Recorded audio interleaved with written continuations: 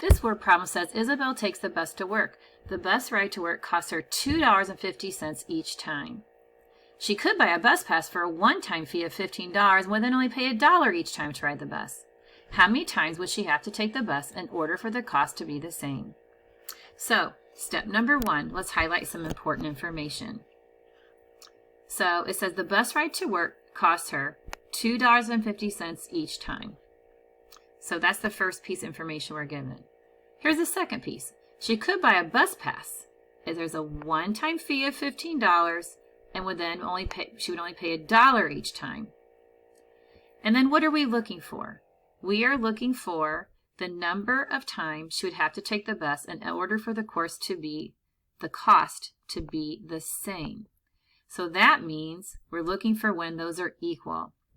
So what are we comparing? We are comparing the cost of the bus ride without a pass to the cost of bus rides with a pass.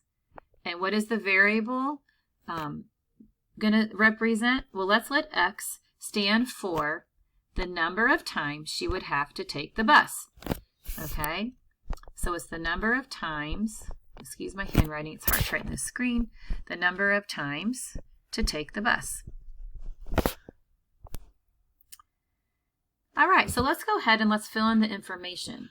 How much would it cost us to ride, or cost Isabel, I guess, to ride the bus without a pass? Well, without a pass, all we know is it's $2.50 each time. Well, X stands for the number of times, so that would be $2.50 times X. Think about it. If she rode the bus one time, it would be $2.50 times 1. If she rode the bus 2 times, it would be $2.50 times 2. So she's riding it X times, so it's $2.50 times X. We want that to equal the cost of riding a bus with a pass. So with the pass is a one-time fee of $15, so it would be $15, plus she pays $1 every time. So it plus $1 times the number of times which we don't know, which is X. So you could just put 1X, or you could even just put X there. So that is the equation that you would use to solve this problem.